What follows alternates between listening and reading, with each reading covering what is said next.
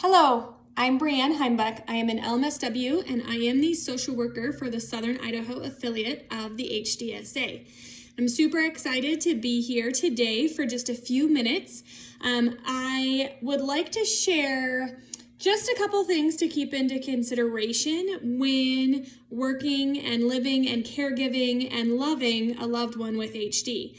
I know that there's a lot of behaviors that happen with HD, and they're ever changing because that's kind of the nature of Huntington's disease. So today I'm just going to talk through a little bit of basic questions and things to consider when managing those difficult behaviors in Huntington's disease.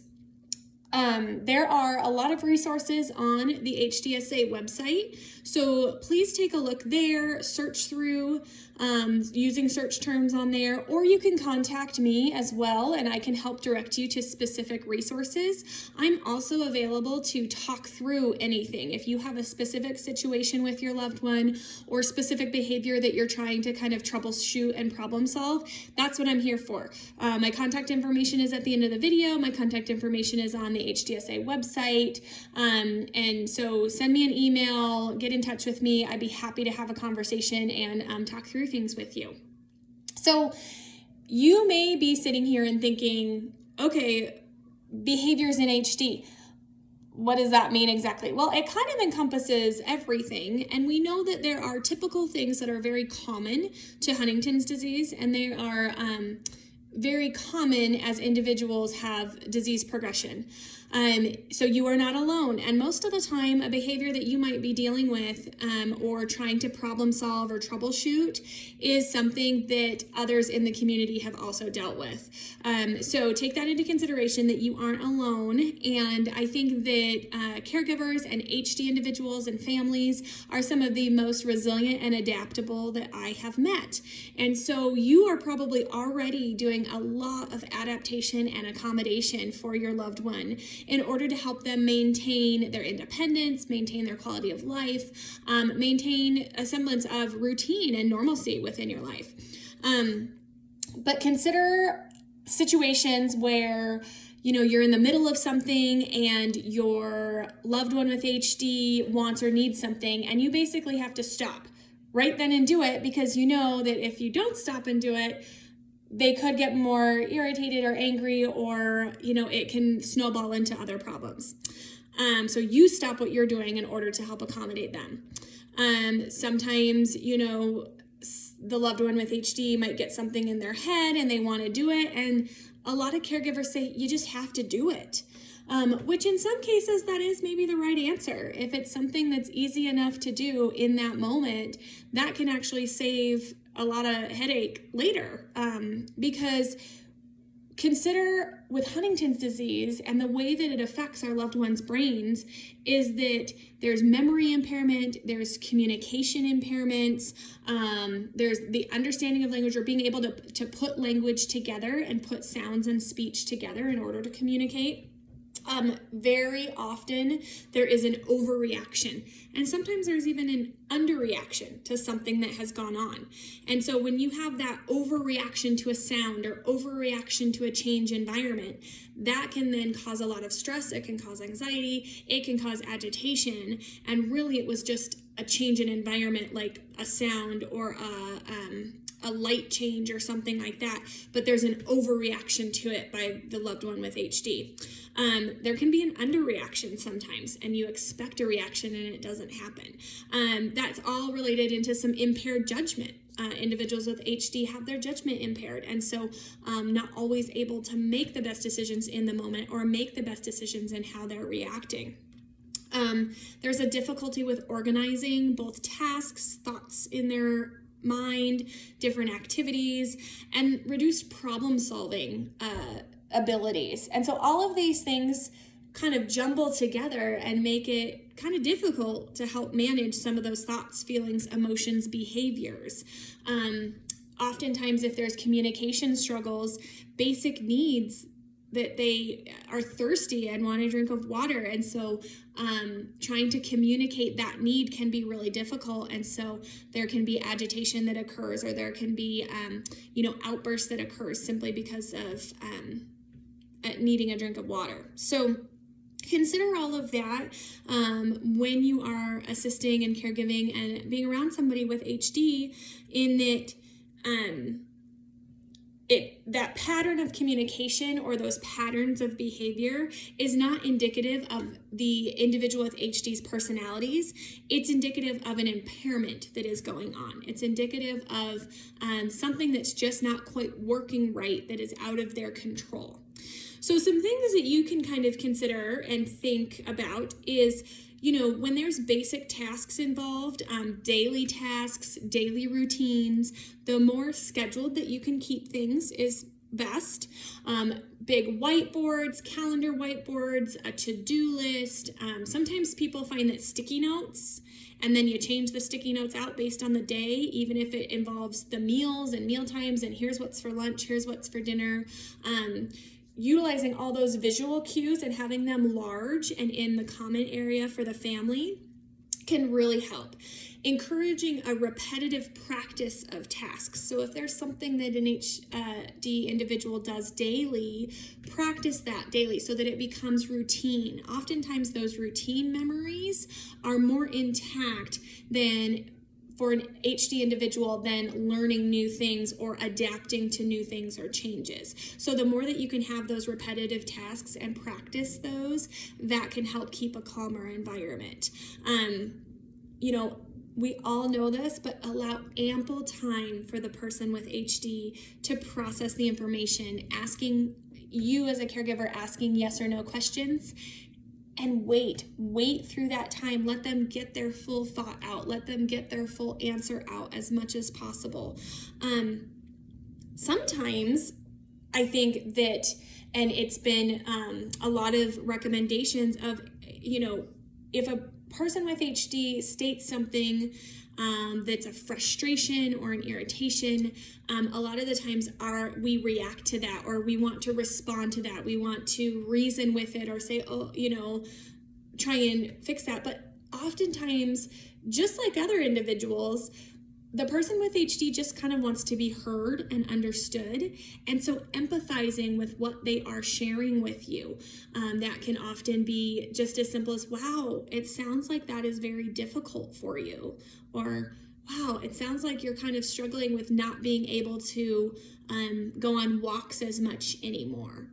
Or it sounds like you're kind of struggling with the fact that you're not working anymore.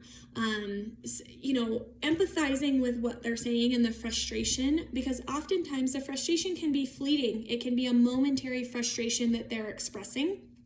And then empathizing and acknowledging that rather than trying to fix it, sometimes is all that they need. Sometimes it's all that we need, actually, as individuals, is just that allowance to express our frustration, and then an empathetic and sympathetic listening ear that just listens and acknowledges that. That can be really powerful. One task at a time, take away distractions, make sure there's something that's kind of focused on there, because oftentimes distractions just lead to more frustration and more irritability and difficulty kind of completing a task. Writing out lists, steps. If there are routine things that get done, sometimes picture boards are a really good way to kind of, here's a picture on the fridge of different favorite snacks or things like that.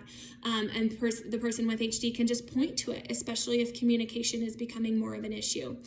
And with a lot of these tools, such as a whiteboard, such as sticky notes, such as, a picture board and routine steps, if you can start implementing them earlier on before you get to the point of really needing them for communication and for kind of daily family life, that is often easier. And then they become routine, so that when you do need to rely on them because communication is more difficult or abilities have decreased a little bit, there's already that routine of utilizing that picture board or utilizing that type of system or communication device. So using them before you need them is really a good thing to keep in your back pocket and kind of bring out those things. One thing that I want to talk is Perseveration is something that comes up a lot, and that's that really intense focus on a need, or focus on something that needs to be done, or focus on something they want to do. And oftentimes individuals with HD have described it as like this itch that just needs to get done, and it's very uncomfortable if it doesn't.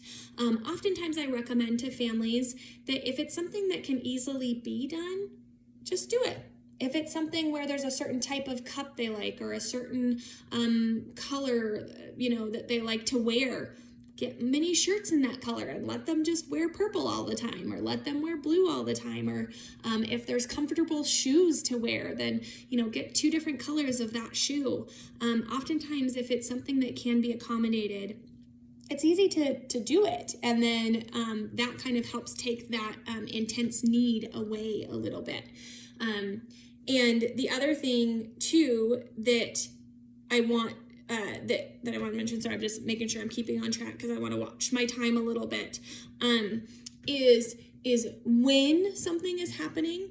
If someone is really starting to get agitated around the same time each day, think about, is that a hunger cue? And they're unable to really express that they're hungry, but there's a smell that triggers hunger. And so around 10:30 every day, they start to get more agitated, and you start to notice some more behavioral disturbances. Let's add a snack in and let's see if that helps. If it's at a certain time of day, consider if there's light that's coming in a certain way that is bothersome. If there's multiple family members or multiple caregivers that are involved, sometimes there's a lot more comfort with certain caregivers than others, and especially for specific tasks, there can be a lot more comfort. And so if somebody different helps to prepare dinner that night, that can cause some agitation with the person with HD, or can cause some, behaviors to come up because it's different and it's out of routine, and maybe they just don't like that person's cooking quite as much. So, consider those patterns and ask yourself those questions of, is it happening at the same time? Is it happening with the same person? Is it happening about the same thing? Is it surrounding a TV show? Well, maybe you can just set an alarm so that you don't miss the TV show, if it's the same TV show every day, or set a recording. Now we have recording on our devices, so that we know that it's never missed. These are all just kind of questions that I work through with families, of like finding the patterns and finding what it is that's maybe triggering that behavior or that focused intention on something. And if we can't accommodate it, then we kind of create some solutions in how can we. And sometimes just talking about the process, where again, you go back to acknowledging what they're saying. I know that this is really bothersome to you. Remember, we talked about it yesterday, and we are in the process of seeking this information out in order to help find a solution. Sometimes just letting them know that, yes, I've heard you, and here's the process that we're in order to fix it, or to attempt to fix it, can be really beneficial and really helpful. So I want to just kind of wrap up here with just letting you know that creativity is often the basis for so much of what we do, for not only as caregivers for loved ones with HD, but the individual, you that might be watching this, that have HD and that are adapting and being creative in how to go about doing things that maybe you used to be able to do but aren't quite able to accomplish. So you adapt and you adjust, and you are constantly creatively thinking of different ways to accommodate yourself so that you can continue to maintain that independence, maintain that quality of life, and help support your family. And so a lot of times it is just that open discussion with family members, and kind of creating that pattern and creating that schedule and creating, here's how we can do this in order to accomplish that. And it may be different than how we did it 6 months ago, but right now this is how we have to accommodate it. And again, the more that you can add things in and build things in to help with communication, to help with routines, to help with activities of daily living, to help with hygiene, to help with favorite pastimes, the more that you can put those strategies in place, before you get to the place where those are becoming more difficult, the easier it will be to make that transition because you've already put them in use. Thanks so much for joining me today.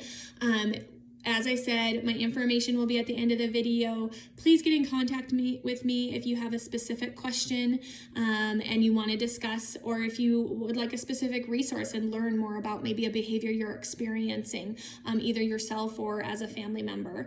And also, if you have questions specific, please put them in the comments on this video, or you can email me. We'd like to try and address comments live near the end of the month and kind of talk through some of the things that maybe have come up through the HD Education Month and through our videos here. So feel free to put questions or comments in the comments on the video here, and feel free to let friends know to take a look and maybe learn something new about HD. So we hope you join us next Wednesday for our next video. We'll be releasing one each Wednesday the month of May for HD Awareness Month, and as you're sharing things and on social media, be sure to hashtag Let's Talk About HD so that we can increase that HD awareness and education.